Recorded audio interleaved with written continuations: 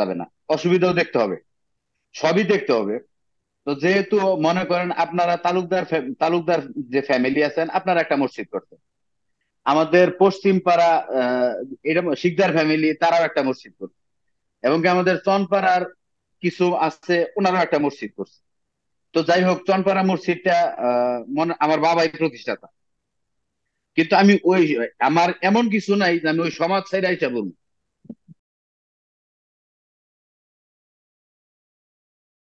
আসসালামু আলাইকুম। আমি ওয়ালাইকুম আসসালাম। আমি ডাক্তার সাদিকুল ইসলাম তালুকদার। প্রিয় বরবাদপাড়াবাসী, যারা জুম মিটিং এ যুক্ত হয়েছেন, সবাইকে শুভেচ্ছা জানাচ্ছি। দীর্ঘদিন পর আবার আমি আজ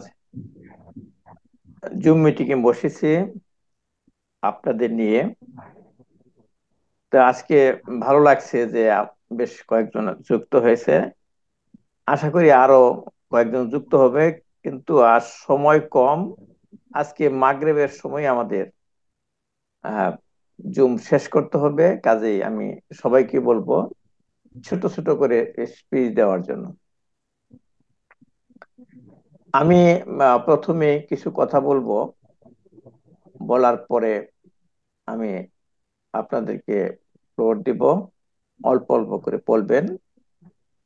তো আজকের টপিকস এর মধ্যে আছে যে আহ, প্রবাসী কল্যাণ ফাউন্ডেশনের সদস্য যারা প্রবাসী আছেন, তাদেরকে আমি প্রথমেই ধন্যবাদ জানাবো যে ইতিমধ্যেই তারা বেশ কয়েকটি প্রোগ্রাম করেছে বড়বাজপাড়াবাসীদের জন্য। বিশেষ করে রমজান মাসে যে একটা ইফতার মাহফিলের আয়োজন করা হয়েছিল, সামাজিক ইফতার যাকে আমি বলি,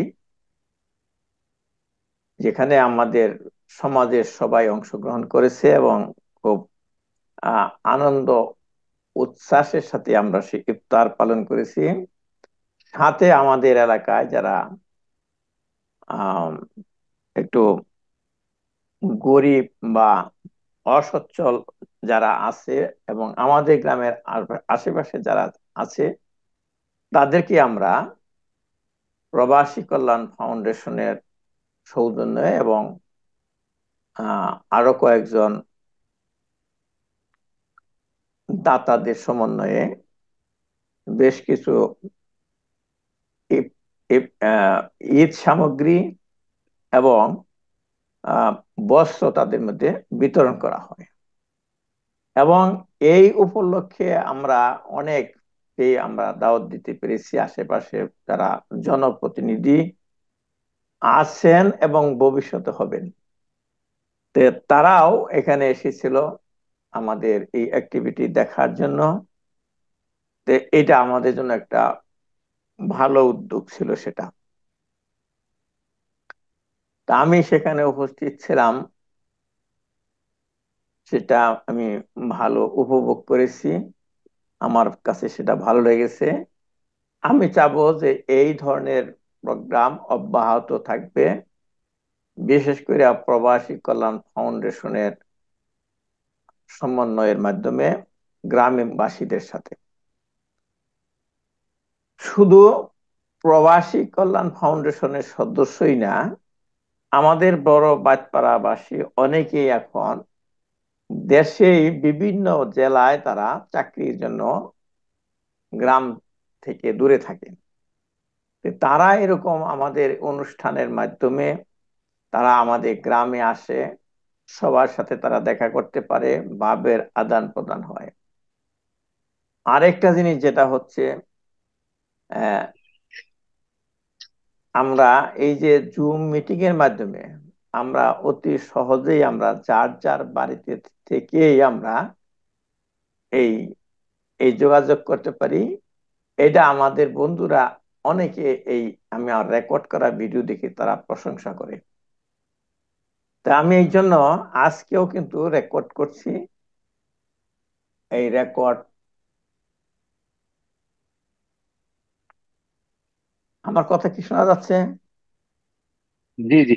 আচ্ছা, এই রেকর্ড করা ভিডিও আমি আর মিডিয়াতে শেয়ার করবো। তা তা আমাদের বড় বাইতপাড়া উন্নয়নের উদ্দেশ্যই আমরা এই সমস্ত প্রোগ্রাম গুলা করে থাকি। বড় বাইতপাড়া যারা থাকেন, যারা আশেপাশে গ্রামে থাকেন, এবং যারা বড় বাইতপাড়া বাসীদের আত্মীয় স্বজন আছেন, তাদের সুখ সমৃদ্ধ কামনা করে আমরা প্রোগ্রাম করে থাকি। তা আমাদের বড় বাইতপাড়ায় আছে একটা উচ্চ বিদ্যালয়, হাই স্কুল আছে। অনেক বছর যাবত, প্রায় 20 বছরেরও বেশি হয়, এটা আমরা বেসরকারি ভাবে আমরা এটা পরিচালনা করে আসছি। আমরা আমাদের নিজেদের অর্থায়নে আমরা এই স্কুলের খরচপাতি এবং শিক্ষকদের বেতন দিয়ে আসতেছি। তা আমাদের একটা আশা ছিল এটা এমপিভুক্ত হবে, কিন্তু আশেপাশের অন্যান্য স্কুল এমপিভুক্ত হইলেও আমাদেরটা এমপিওভুক্ত হয় নাই। এরা আমরা একটা কষ্টে আছি।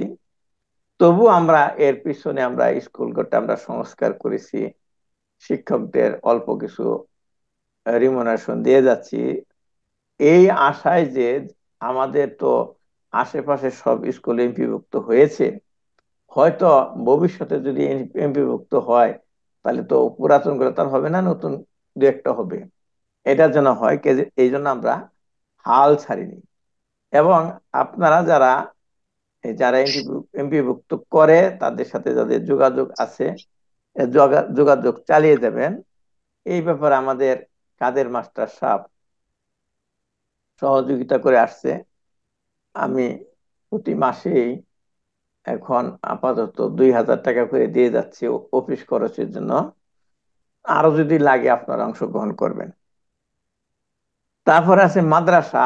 মাদ্রাসায় আমরা যখন বার্ষিক সভা অনুষ্ঠিত হয়, মাহফিল, তখন আমরা সবসময় আমরা মাদ্রাসায় অনুদান দিয়ে থাকি, এবারও দিয়েছি।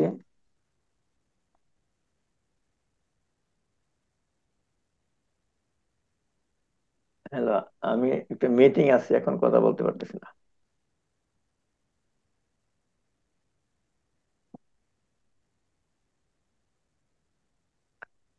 তা ওখানে আমরা ওই এক ওই সময় বেশ কিছু অনুদান দিয়ে থাকি। এরপরেও একটা উদ্যোগ নেওয়া হয়েছে যে ওই মাদ্রাসায় একটা ম্যাচ পরিচালনা হবে। আমার একটা কে যেন আসছে, একটু তোমরা কথা বলতে থাকো, 1 মিনিট।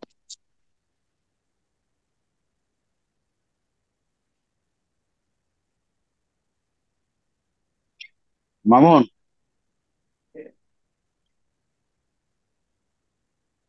এখন আসলে মেন উদ্দেশ্য হইতেছে কি, মনে করো ওই আমাকে মাদ্রাসা, মানে পৃথিবীর বাংলাদেশের যে কোনো জায়গায় যদি একটা মাদ্রাসা থাকে ওইখানে একটা মসজিদও থাকে, তাই থাকে না?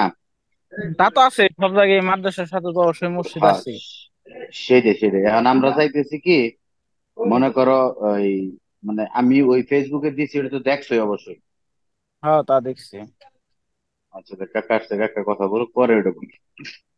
আচ্ছা, আমি দেখলাম যে যে নক করলো আমাদের আফরোজা আসলো আর কি বাসায়। তা আমি বললাম যে তুমি আচ্ছা বসো, আচ্ছা। আমি কথা বলতেছি, ভাবি আসছে, বসাই দিয়ে আসছে আর কি। যাই হোক, আমি আবার শুরু করি। কি নিয়ে কথা বলতেছিলাম? মাদ্রাসা। একটা মাদ্রাসা একটা ম্যাচ করছে এখন শিক্ষক যারা বাইরে থেকে থাকে এবং যারা এই ছাত্র মেসে থাকে তাদের উপলক্ষে দৈনিক রান্না করা হয়। সেখানে আমরা অনেকেই প্রতিশ্রুতি দিছি যে এই ম্যাচ আমরা চালিয়ে নিব। আমি এখানে আমার তরফ থেকে 2000 টাকা করে দিয়ে যাচ্ছি, প্রতি মাসের 1 তারিখে দিয়ে যাই। এছাড়াও আমি প্রতি মাসে প্রায় 30,000-এর মতো টোটাল আমি একটা বাজেট করে রাখছি, দিয়ে যাচ্ছি আর কি। বড় ভাই পাড়ায় যারা একটু অসচ্ছল আছে তাদেরকে আমি মান্নানকে লিস্ট করে দিছি, এই তাদেরকে একটা ভাতা দেয় মান্থলি। বড় ভাই পাড়ার বাইরেও যারা আমাদের নিকট, আমাদের আত্মীয় স্বজন আছে, তারা একটু অভাবে থাকে, তাদেরকেও দিই, তাদেরকেও। এই জন্য আমার তরফ থেকে আমি প্রায় 30,000 টাকা প্রতি মাসে দিয়ে যাচ্ছি ইনশাল্লাহ।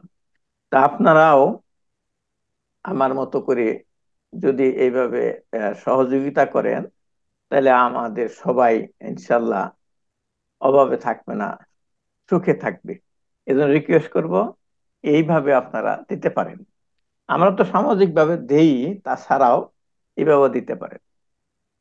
তারপর আমাদের একটা হাসপাতাল আছে, আমি ঠিক জানি না এখন কিভাবে চলতেছে হাসপাতালে। আমাদের এই কাদের মাস্টার সাহেবের মেয়ে জয়েন করছে। তা এখন যেহেতু কাদের মাস্টার সাহেবের মেয়ে জয়েন করছে, কাদের মাস্টার সাহেব নিজেই যথেষ্ট এটা মনিটর করার। তারপর আমি চাবো এই যে যেগুলি নাম বললাম, স্কুল, মাদ্রাসা, হাসপাতাল, এই আজকে আমার বক্তব্যের পরে ডিসিশন দিবেন 3 জন করিয়া আমরা গ্রামের সদস্য যারা থাকেন, তারা এটি মনিটর করার জন্য, খোঁজ খবর নেওয়ার জন্য স্কুলে 3 জন, এর কমিটি তো আছেই, কমিটি থাকুক, কমিটিকেও দেখার জন্য মনিটর করার দরকার আছে। যেহেতু আমরা সবাই চাচ্ছি, সবার ভালো চাচ্ছি, স্কুল ঠিক মতো চলছে কিনা, কমিটি ঠিক মতো দেখছে কিনা, মাদ্রাসা ঠিক মতো চলছে কিনা, মাদ্রাসা ছেলেপেলেরা খাওয়া ঠিক মতো খেতে পায় কিনা, বেতন পায় কিনা শিক্ষকরা, এটা দেখার জন্য যে আমরা জুম মিটিং এর মাধ্যমে খোঁজ খবর নিব। আপনারা এই এই প্রত্যেক জায়গায় 3 জন করে আমরা সদস্য, গ্রামের সদস্য ইয়ে থাকবো আর কি, এই লিস্টের থাকবো। পরবর্তী মিটিং এ খোঁজ নিব যে আপনি কি দেখলেন, কেমন চলছে। রাস্তা রাস্তা নিয়ে তো আসলে আমরা খুবই বিপদে আছি। আচ্ছা, রাস্তা আমার নিজের উদ্যোগে আমি গত বছর 10,000 টাকা দিয়া সব রাস্তাগুলা সংস্কার করছিলাম। তার সাথে আমাদের চেয়ারম্যান সাহেব আহ, আরো নাকি 10,000 টাকা দিয়া 20,000 টাকা দেয়া সংস্কার করছিল। কিন্তু এই সংস্কার তো যথেষ্ট না, রাস্তা তো করতে হবে। কিন্তু আমরা এরকম বছরকে বছর চলে যাচ্ছে, সবাই প্রতিশ্রুতি দিয়ে যাচ্ছে কিন্তু রাস্তা দিচ্ছে না। আমরা একটা ফাঁকিতে পড়ে আছি আর কি। তো এইটা তো না, আর যাতে ফাঁকি না পড়া হয়, এই জন্য এটা তো আমাদের হাতে না, এটা জনপ্রতিনিধিদের হাতে থাকে। আমরা কিছু করতে পারতেছি না। আমাদের নিজের পকেটের টাকা দিয়ে তো রাস্তা করব না, আমরা হয়তো সংস্কার করতে পারি। তো এই জন্য যারা রাজনীতির সাথে জড়িত আছেন, তারা একটু ভালোভাবে খোঁজ খবর নেবেন আমাদের রাস্তা যেন হয়। এবং এই যে বারবার ভোট দেই আমরা, ভোট তো দেই, এমন আছে ভোট দিতে হয় না। তাহলে আমরা তাদেরকেই ভোট দিব যারা আমাদের এই সমস্ত, সারা দেশে উন্নত হইতেছে, সারা দেশে উন্নয়নের কাজে ছেয়ে যাচ্ছে আর কি। কিন্তু আমাদের বড় ব্যক্তি আর কিছুই করে না। কেন? কেন একটা পাকা রাস্তা হয় না? একটু আপনারা যারা রাজনীতির সাথে জড়িত আছেন, জনপ্রতিনিধিদের সাথে আলাপ করে একটু ই করবেন। আমাদের মেম্বার হইছেন মোজাম্মেল হক, উনি অনেকদিন যাবতই হইছেন কিনা, আপনারা 3 জনের একটা গ্রুপ করেন, খোঁজ খবর নেন তার সাথে কি কি কাজ হয়েছে ওনার মাধ্যমে, কি কি কাজ হয়েছে সেটা। আর এই আমাদের চেয়ারম্যান সাহেবের সাথে যোগাযোগ করেন, চেয়ারম্যান সাহেব আমাদের গ্রামে কি কি কাজ করছেন আমার একটু জানাবেন। আরো কিছু কি কি করার দরকার তাকে আমি রিকোয়েস্ট করবো সে করার জন্য। তো সেই জন্য এরপরে আমি কথা শেষ করলাম। আমি একে একে নাম বলবো, তারা আমাদের করণীয় কি আছে এই মুহূর্তে সেটা বলবে নাকি। যদি এমন কোনো কথা বলেন যে সেগুলি মিডিয়াতে দেওয়া সম্ভব না, আমি সেটা কেটে দিব, অসুবিধা নাই। আমি শুনে শুনে কেটে দিব, কিন্তু এখানে বলা যাবে। কিন্তু আমি কেটে কেটে আমি রেকর্ড করব পরে। এখন আমি আমাদের প্রবাসী কল্যাণ ফাউন্ডেশনের সেক্রেটারি আহ মাসুদ রানা, নাকি সোহেল রানা, সরি, সোহেল রানাকে আমি বলবো সংক্ষেপে কিছু কথা এই ব্যাপারে। আমি যে আলোকপাত করলাম এটা, এবং ও আরেকটা জিনিস অলরেডি যেটা আলোচনায় এসেছে আমাদের লেখালেখিতে, সোহেলের মাধ্যমে এটা প্রস্তাব এসেছে যে একটা মসজিদ করা দরকার মাদ্রাসা কম্পাউন্ডে। তা আমি যেটা মনে করি যে আমরা যারা জমি দাতা, যারা জমি দিয়েছে তারা কিন্তু মসজিদে জমি দেয় নাই, তারা দিচ্ছে মাদ্রাসায় জমি। না শুধু, এর উপরেও অনেকেই প্রতি বছর টাকা দিয়ে যাচ্ছে, তারা মাদ্রাসায় টাকা দিচ্ছে, কিন্তু মসজিদের জন্য কিন্তু দেয় নাই। তাহলে এইটার মালিকানা মসজিদের, এবং এই সারা গ্রামের, বরবাদপাড়া গ্রামের এটা মালিক। এমন না যে কেউ রাগ করে চলে গেলে হইলো না, সেও এটার মালিক। তাইলে এটা, এই জমি যেই দিয়ে থাকুক, জমি মালিক, মালিক সে না, সবাই এটার মালিক, কারণ সে দিছে, আমরা জানি দিছে। তো এইখানে কেন মসজিদ হবে? এখানে মাদ্রাসাই থাকবে। তবে মসজিদ লাগবে, যেমন আগে একটা মসজিদ ছিল উত্তরপাড়ায় জয়নাল ভাইদের বাড়িতে, সেটা আমাদের সারা বড়বাদ পাড়ার মসজিদ ছিল। কিন্তু আমরা যারা চনপাড়ায় থাকি, যারা তালুকদার পাড়ায় থাকি, তারা এত দূরে দূরে গিয়ে আমাদের ছোটরা বা বৃদ্ধরা নামাজ পড়তে কষ্ট হয়, যার জন্য আমরা আরেকটা মসজিদ করছি, চনপাড়ার একটা করছি। এর জন্য ভালো হয়েছে। সেটা হয়েছে কি যে একই গ্রাম উন্নতি আরো হয়েছে, দুইটা বিল্ডিং হয়েছে, এবং এখানে কাছের মসজিদ থাকাতে মুসল্লি বাড়ছে। তো অনেকে হয়তো বলতে পারে কয়টা মুসল্লি, মসজিদে এরকম মুসল্লি হয়, শুক্রবার দিন মসজিদ ভরে যায়, আবার দেখা যাবো যে অন্যদিন হয় না, এটাই নিয়ম। আমাদের সময় এরকমই ছিল, খুব বেশি হয়নি, এক কাতারি হয়েছে। এখন ওই এক কাতারি হবে, এটা নিয়ে কোনো টেনশনের দরকার নাই। এখন ওই, এই যে ইয়েদের যে মাদ্রাসা যে পাড়াটা আছে, এটা কোনো পাড়া তো মনে হয় নাম নাই এটার, উত্তর পাড়া খুব সম্ভব। তো এইখানেও একটা মসজিদ হতে পারে, ওখানে তো মুসল্লি আছে, তারা ওখান দিয়ে ওই বাইত পারে মসজিদে যায়, বা তালুকদার বাড়ি মসজিদে আসে, নবপুরাচন পাড়া যায়। তাদেরও কষ্ট যদি হয়ে থাকে, তাহলে তাদেরও একটা মসজিদ করতে পারে তারা ইচ্ছা করলে। এবং ওটা কারণ, দুইটা কারণ। আরেকটা আছে, যেহেতু মাদ্রাসার ছেলেরা 5 ওয়াক্ত নামাজ পড়বে, কোথায় গিয়ে পড়বে? তো যাইতে যেতে তো তার আধা ঘন্টা যাবে গা, সময় নষ্ট হবে, কাজে সে মসজিদে তারা নামাজ পড়তে পারে না। এই জন্য ওখানে একটা মসজিদ থাকার দরকার। তাহলে জমি তো দিচ্ছে মসজিদ, মসজিদের জন্য না। তাহলে এখন যদি একটা মসজিদ হয়, আমি মনে করি, এটা আমার মত, আমার আমার একটা আইডিয়া আর কি, এটা এটাই করতে হবে তা না, মসজিদের জন্য জায়গা দিতে হবে, মসজিদ করার জন্য নতুন করে দিতে হবে, মাদ্রাসার জায়গায় না। মাদ্রাসার কাছে দিলে হবে কি, মাদ্রাসার টিচার এবং ছাত্ররা ওখানে 5 ওয়াক্ত নামাজ পড়তে পারবে। আর এই ওই গ্রামের মানুষেও এইটাই তাদের থাকবে, মসজিদ থাকবে, সামাজিক মসজিদ। তখন এই বড়বাইত পাড়ার 4টা সমাজ হবে, তাতে ক্ষতি নেই। অনেকে মনে করে সমাজ ভেঙে গেল, তা না, ভেঙে গেল না, উন্নয়নের জন্য ভাঙতে হয়। তাইলে ভাঙলে অসুবিধা নেই, সেখানে ওই ছাত্ররা নামাজ পড়ে, শিক্ষকরা নামাজ পড়ে, পাড়ার 6-7টা ঘর আছে তারা নামাজ পড়বে, এবং মসজিদ হবে, ওখানে অসুবিধা হয় নাই। ফান্ডও দিতে পারবে ওখানে, যাদের পয়সাওয়ালা লোক সবাই, তারা দিতে পারবে। অন্য পাড়ারা, অন্য সমাজরা কি করবে? সহযোগিতা করবে, সহযোগিতা করা উচিত। আমরা বড় ওই জয়নাল ভাইদের মসজিদে সহযোগিতা করছি, চনপাড়ার মসজিদে সহযোগিতা করছি, চনপাড়ারাও সহযোগিতা করছে আমাদের মসজিদে, এরকম আর কি। কিন্তু প্রধান উদ্যোগটা নিতে হবে ওই সোহেলদের বাড়ির আশপাশের সবাই, এবং তারাই ওখানকার মোতাল্লি থাকবে, তারাই মসজিদের ইমাম রাখবে, ঠিক মতো নামাজ পড়ায় কিনা দেখবে। এই ধরনের আমার এটা কথা। আমি কিন্তু, কেউ মনে করবেন না যে আমি সমাজ ভাঙতেছি, তা না। যেহেতু একটা প্রস্তাব আসছে, যদি হয় তাহলে এইভাবে করতে হবে। এখন সোহেল, এই কথাগুলির উপর ভিত্তি করে সোহেল কথা বলো। আসসালামু আলাইকুম। আজকের এই জুম মিটিং এর সবাইকে আমার সালাম, আসসালামু আলাইকুম। আসলে বিগত প্রায় আমাদের প্রবাসী কল্যাণ ফাউন্ডেশনের জন্ম আজকে 2 বছর প্লাস।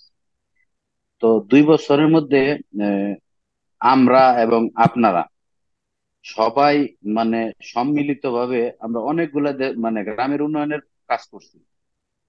তারপর আমাদের মানে এই প্রবাসী কল্যাণ ফাউন্ডেশন জন্মের পর 2টা আমরা রমজান পাইছি। তো 2টা রমজানে আমরা এই ইফতার মাহফিল এবং কি গরিবদের জন্য বস্ত্র বিতরণ, ঈদ সামগ্রী বিতরণ, দুইটা অনুষ্ঠানই আমরা করি। তো আমার দৃষ্টিতে আমি আমি মনে করি যে আমরা গ্রামেরই সন্তান, এবং কি আমরাই আমাদের হাত থেকে যে কোনো একটা উন্নয়নের কাজ হোক, এটাই আমি সবসময় চাই। তো আমি কিছুদিন যাবৎ দেখতেছি, সেটা হলো আমার ফুবা মোস্তফা আলী সাহেব, যিনি আমাদের মাদ্রাসার এবং কি ঈদগাহ মাঠের জন্য জমি দিচ্ছে। তো উনি আসলেই মানে বর্তমান অবস্থা ওনার খুবই খারাপ, অসুস্থ। তা আমি প্রায় সময় মানে এই ওনাদের বাড়ির পিছনটা যাওয়ার সময় আমি দেখি উনি ওই মানে বাড়ির বারান্দায় শুয়ে থাকে, সারাক্ষণ শুয়ে থাকে। তা আমি চিন্তা করলাম যে আসলে মানে ওনার এমন কিন্তু শক্তি নাই যে উনি এইখান থেকে আমাদের তালুকদার বাড়ি মসজিদে যাবে নামাজ পড়তে, কিংবা এই আমাদের পশ্চিম পাড়া মসজিদে যাবে নামাজ পড়তে, কিংবা এই চনপাড়া মসজিদে যাবে নামাজ পড়তে, এরকম ক্ষমতা তার নাই। তো আমি মনে করি যদি আমাদের এই মাদ্রাসার এখানে যদি একটা একটা পাঞ্জেগানা মসজিদও হয়, তা আমি মনে করি যে উনি সকালে কিংবা 11টা দিকে যদি বাড়ির থেকে বেরোয়, যদি আপনার মাদ্রাসার সামনে এসে মসজিদে নামাজ পড়বে, এবং কি তারপর বাড়িতে যে খাওয়া দাওয়া করে কিছু রেস্ট নিবে, আবার আসরের সময় আসতে পারবে। তো শুধু উনি না, ওনার মতন আমাদের এই আশেপাশে অনেকগুলা মুরব্বী আছে। যেমন আমার এসা কাকা আছে, সবসময় আমি দেখি মাদ্রাসায় নামাজ পড়তে আসে। আমার তোফাজ্জল কাকা আছে, এবং কি আমি নিজেও যখন দেশে 5 ওয়াক্ত নামাজ পড়ার জন্য, এবং কি জামাতের সাথে। তো আসলে এইভাবে মানে অনেক দূরে মসজিদ, আমার সমাজের মসজিদ চনপাড়া। আমি সমাজ মানে সমাজ যে একটা কিছু, তা না। আমার মন থাকতে হবে। যদি আমার তালুকদার বাড়ি মসজিদ থেকে আমার একটা চিঠি দেওয়া হয় যে সোহেল, এত তারিখে আমাদের মসজিদের একটা মাহফিল আছে, তোমার দাওয়াত দিলাম, যদি ওইখানে কিছু টাকাও দিতে হয়, আমি সব দিতে রাজি। আমি দিতে রাজি। এবং কি ওই আপনি একটা কথা বলছেন যে গ্রামে অনেক গরিব মানুষ আছে, আমারও একটা ফান্ড আছে। আমি প্রতি মাসে আমার বাবার নামে 6-7 হাজার টাকা আমি প্রতি মাসেই দিই, কিন্তু আমি কারো কিছু বলি না। এবং এই যে আমি যে কথাগুলো বললাম, সেটা হলো আমি মাদ্রাসার ভিতরে দেখতেছি, আমি যে মাদ্রাসার বললাম কিন্তু নিচে নিচে ওই যে কাঁথা টাথা যাই হোক, ওইগুলা সুন্দর করে ভাঁজ করে রাইখা দেয়, আবার শোয়ার সময় ওইটা খুইলা শুয়ে পড়ে।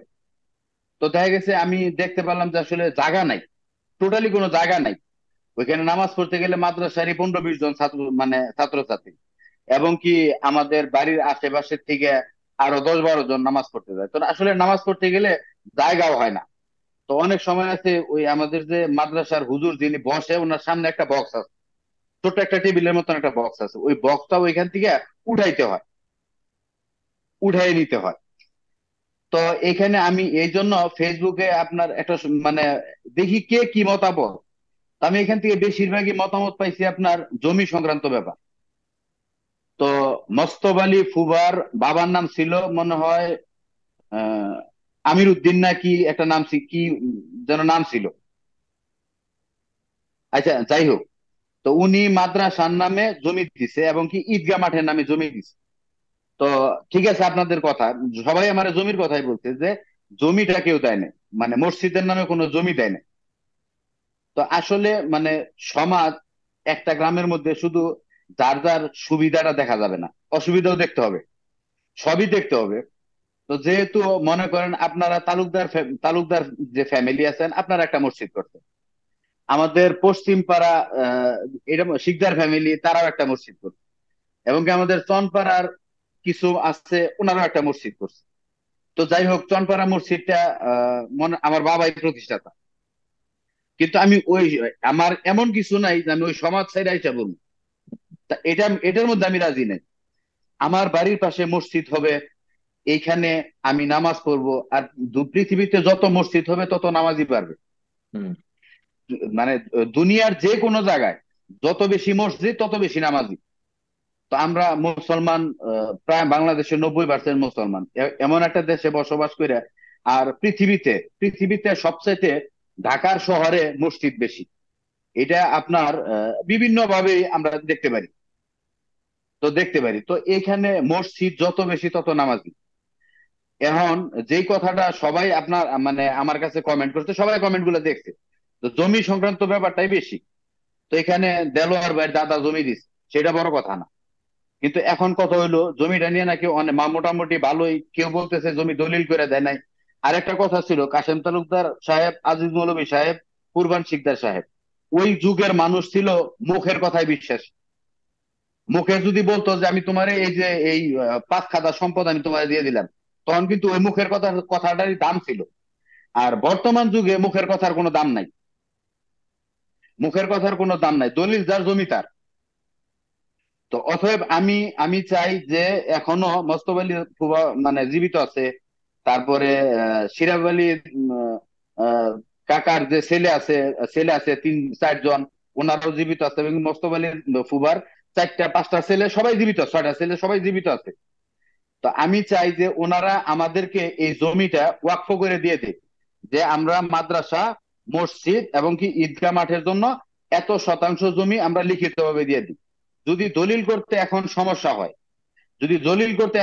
হয়, তারা আমাদেরকে একটা স্ট্যাম্পের মধ্যে ওনারা আমাদের মানে লিখিতভাবে দেয় যে হ্যাঁ আমরা এতটুকুন জমি তোমাদের এই মাদ্রাসা, মসজিদ এবং ঈদগাহ মাঠের জন্য দিলাম।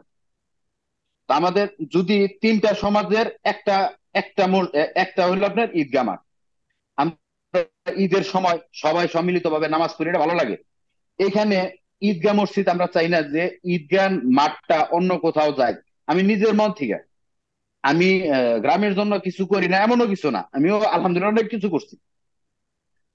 তো এইখানে এই আমি মনে করি যে দেলোয়ার ভাই যেহেতু উপস্থিত আছে, তারপরে নাহিদ আমাদের ওসমান ভাই ছেলে, তো যেহেতু নাহিদ নাহিদ আছে, ওসমান ভাই শারীরিক ভাবে অসুস্থ, তো এই জন্য ওসমান ভাই মিটিং এ অ্যাটেন্ড করতে পারে নাই। আমি বলছি যে ঠিক আছে নাহিদ রে রাখি।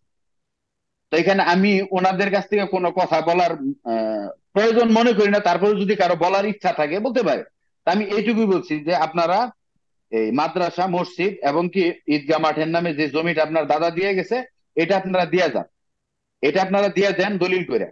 দলিল করতে যত টাকা পয়সা যা কিছু লাগে চেষ্টা করব, এই শোনো, যে যেহেতু লাইন লাইন কেটে গেলে আবার যুক্ত হবা, এই কিছুক্ষণের আচ্ছা ভিতর ঠিক কেটে আছে, যাবে, আবার যুক্ত হবা। আচ্ছা ঠিক আছে, ঠিক আছে। বলো। তো এখন আমি আমি মনে করি যে ওনারা রাজি আছে, আমি যেইভাবে হোক ফোনের মাধ্যমে ওনাদের সাথে কথা হতেছে। এবং কি এই প্রবাসী কল্যাণ ফাউন্ডেশন, এখানে 120 জন সদস্য। আমি ডাইরেক্টলি একটা মানে সিদ্ধান্ত নিতে পারি না। আমি বললাম যে ঠিক আছে জলিল খরচটা প্রবাসী কল্যাণ ফাউন্ডেশন মানে বহন করব, সেটাও আমি বলতে পারতেছি না, যেহেতু আমার সবার সাথে মানে তাদের কাছ থেকে আমার জানতে হবে যে তারা দিবে কি দিবে না। তো আমি এদের কাছ থেকে জানবো, এবং কি যদি এটার দলিল না হয় লিখিতভাবে আমাদের দেখ, যে আমরা লিখিতভাবে তোমাকে এই মাদ্রাসা, মসজিদ এবং কি ঈদগাহ মাঠের জন্য এত শতাংশ জমি আহ, দান করে দিলাম। এখানে আমার মানে আমি দান করে দিছি, আমার ছেলে সন্তান নাতি পুতি কেউ এই জমির প্রতি এদের কোনো থাকবে না, যে পরবর্তীতে যেন তারা না বলে যে আমার দাদার জমি আমরা দিব না, এরকম যেন কিছু না বলতে পারে। তো এটা হলো আপনার মেন। আর দ্বিতীয় কথা হলো আজকে মানে মেন উদ্দেশ্য ছিল, আসলে অনেকদিন যাবত জুম মিটিং করা হয় না, তো ভাবলাম যে সবাই মিলে একটু আবার আগের মতন একটু দেখি। আর দ্বিতীয় কথা হলো বাংলাদেশে বর্তমানে আমাদের সখীপুর থানা উপজেলা নির্বাচন হচ্ছে। তো উপজেলা নির্বাচনে প্রায় 6 জন, 6 জন না 7 জন ক্যান্ডিডেট, যাই হোক মনে হয় 6 জন। তো আমাদের কথা হলো আমরা যাদের দ্বারায় উপকৃত হব, যে আমাদের উপকারে আসবে, আমরা তাদেরই ভোট দেবো, সেটা যেই হোক। 6 জন সদস্য থেকে যে আমাদের উপকারে আসবে আমরা তাকেই ভোট দেবো। এবং আমার প্রবাসী কল্যাণ ফাউন্ডেশনের 120 জন সদস্য, আমরা সবার সাথেই কথা বলি, নির্বাচন নিয়েও কথা বলি, মাদ্রাসা নিয়ে কথা বলি, সবকিছু নিয়ে আমরা কথা বলি। এবং কি আমরা সবসময় চাই যে আমাদের বড়বাড়ি পাড়াতে এই ভালো কিছু হোক। আমি গতকালকের আগের দিন আমার একজন ফোন দিছিল, আমাদের গ্রামের ছেলে। তো পরে আমি ওনারে বলছি যে কাকা, বড়বাইত পাড়াতে যদি কোনো ভালো কাজ, কোনো উন্নয়নমূলক কাজ হয়, তো 1 নম্বরে আমার নামটা লিখে রাখবেন, 1 নম্বরে আমার নামটা লিখবেন। সেখানে ভালো কাজের জন্য টাকা দিতে হয়, শ্রম দিতে হয়, কিছু দিতে হয়, আমি সব দিব। তো এখানে আজকে মোটামুটি মাসাল্লাহ এই যে আমার ছোট ভাই আসছে, শরীফ, কাকা মনে হয় শরীফ রে চিনেন না, আমাদের ওই আবু সাইদ কাকার ছেলে, ছোট ছেলে। না, চিনি না। আবু আচ্ছা, সাইদ তুমি তুমি সৈয়দ তুমি কাকার ছোট তুমি ছেলে। তুমি তুমি সংক্ষেপ করে অনেকেই কথা বলতে পারতে না, কারণ নামাজের আচ্ছা টাইম হয়ে ঠিক যাবে। আছে, আমি এইখানে আমার বক্তব্য মানে শেষ করছি। আচ্ছা, ধন্যবাদ সোহেলকে, ধন্যবাদ। অনেক কিছু বলতে পারতো, কিন্তু আমাদের মাগরিবের পর্যন্ত টাইম আছে, তারপর আমাদের মসজিদে যেতে হবে। এখন এই আজকে তো মোশাররফকে দেখতেছি না, তাই না? না, ওনার তাহলে ডিউটি আছে তো আমার বলে দিচ্ছে। সোহেল তুমি, আচ্ছা আলম কিছু বলো, সংক্ষেপে বলো। আলম, আলম আনমিউট করো, সংক্ষেপে বলো, সংক্ষেপে বলো, এক এক মিনিট। ওয়ালাইকুম আসসালাম।